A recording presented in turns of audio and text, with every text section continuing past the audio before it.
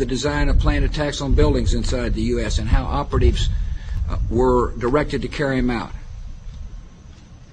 That is valuable information for those of us who have the responsibility to protect the American people. He told us the operatives had been instructed to ensure that the explosives went off at a point that was high enough to prevent people trapped above from escaping. He gave us information that helped uncover Al-Qaeda cells' efforts to obtain biological weapons.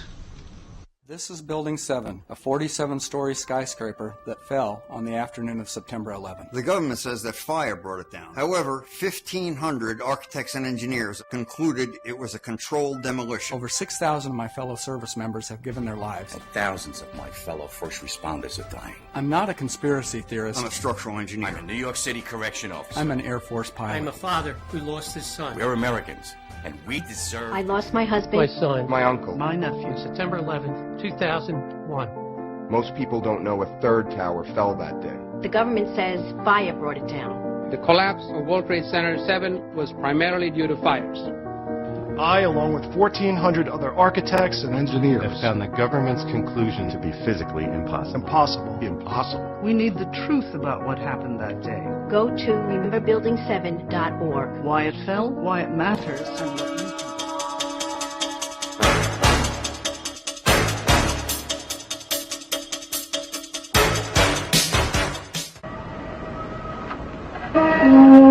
Many years ago, in a land called Egypt, there lived a very mean king. Egyptian kings were called pharaohs.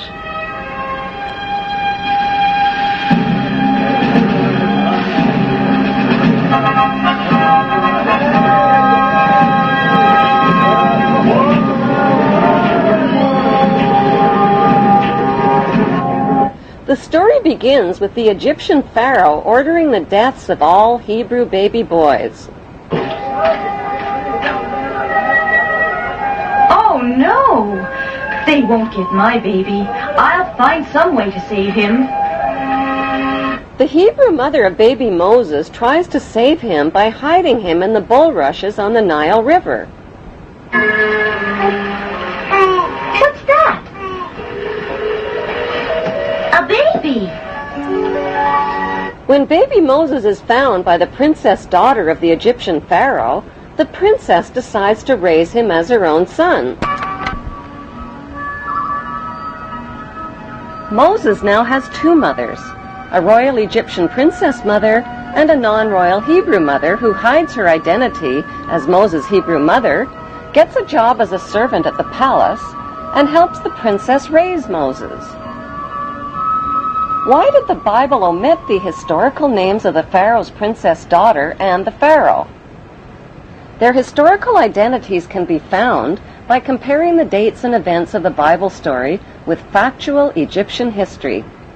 All dates followed by the letters BC count backwards to 0, which is the beginning of today's Christian calendar. Bible researchers have calculated the birth of Moses at around 1520 BC. The ruling pharaoh of Egypt at that time was Thutmose I, and his princess daughter was Hatshepsut.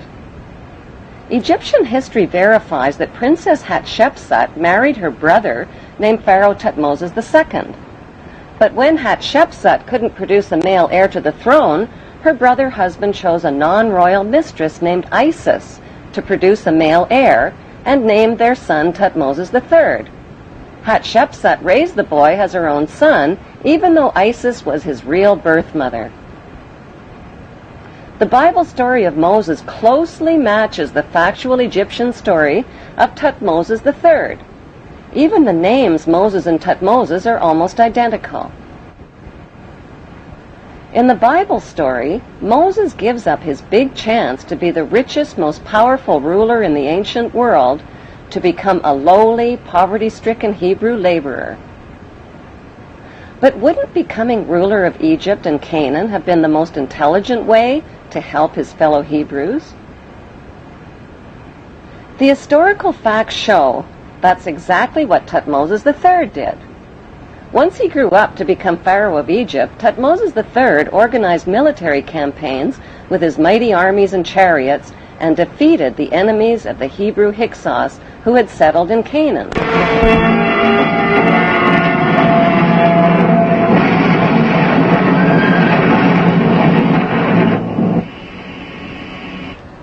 After his famous Battle of Megiddo in Canaan in 1479 BC, Thutmoses installed district governors in garrison cities throughout Canaan.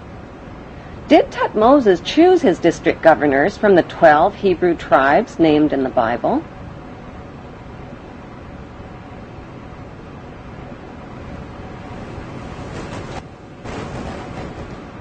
Is it just a coincidence that today's Temple of Isis, located on the Isle of Philae in Egypt, has the same name as Thutmoses' mother?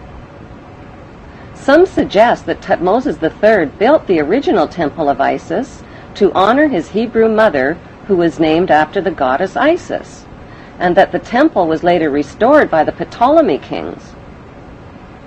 An inscription inside the temple identifies Isis as the mistress queen of Egypt.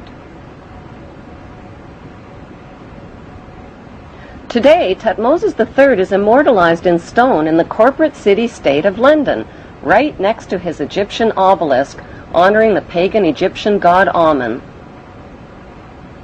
Why has UNESCO and others spent billions of dollars and years of labor moving the massive tonnage of the Isis temple and obelisks honoring the pagan god Amun? The answer lies within the continuing Bible story. After the Hebrews settled in the land of Canaan, they renamed it Israel. Their king, King David, reigned for 50 years. Egyptian history reveals that Pharaoh Susenes also ruled Canaan for nearly 50 years, at the same time as the biblical King David. Both battled the same enemy called the Sea People or Philistines.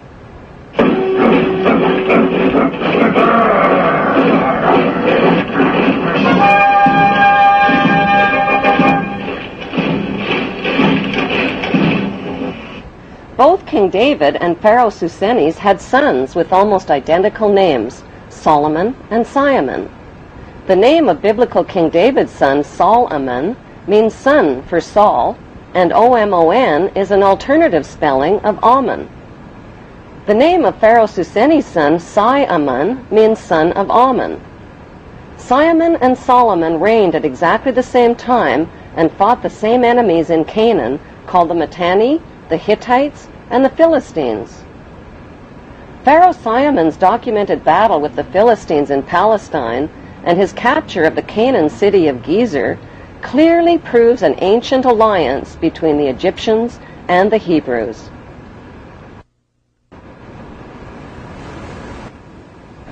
The famous King Solomon's temple in Jerusalem means Temple of the Sun God Ammon.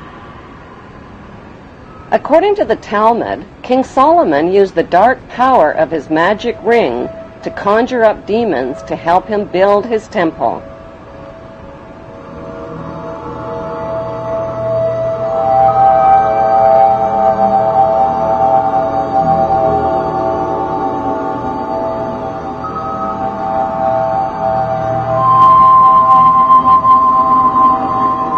The temple became the center for sexual orgies, the worship of golden idols, and for animal and human sacrifices, including the sacrifice of infants and children.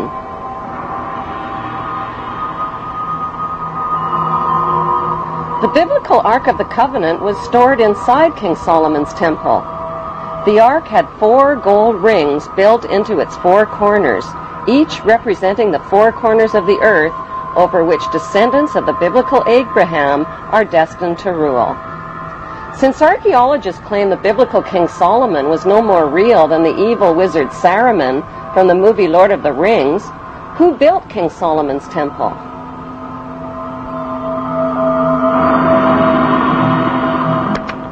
The temple was most likely built by Pharaoh Simon, who King Solomon's fabled character was based on.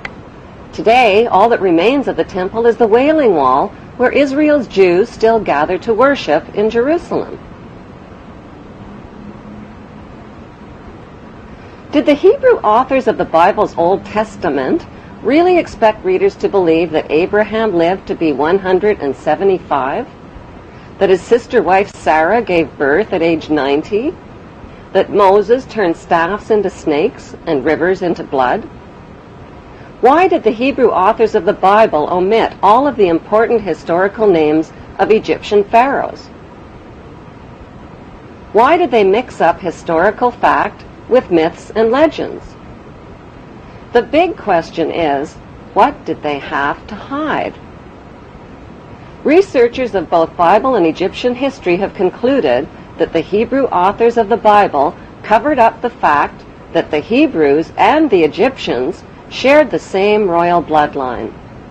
But why? Why the cover-up? Because after the Egyptian people forced the Hebrew Hyksos kings out of Egypt, the only way the Hebrews could continue ruling Egypt was to hide their Hebrew identity from the Egyptian people. They did that by changing their Hebrew names to Egyptian names and intermarrying with Egyptian royalty, just like the biblical Joseph did. By hiding their Hebrew identity, the Hebrews continued to rule Egypt secretly as Egyptian royalty.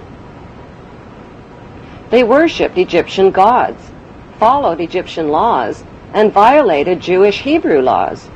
This meant they had to hide their Hebrew identity not just from the Egyptian people, but from the Hebrew people as well. They had to keep their royal Hebrew Egyptian identity and their worship of Amun hidden within royal power circles and secret societies, just as they have done to this day.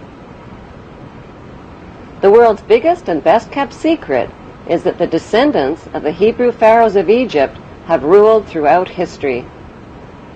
Over the millennia, they have left oceans of blood in their wake. They have murdered, cheated, slaughtered, robbed, colonized, and enslaved to fulfill their biblical covenants for an eternal throne and one world empire.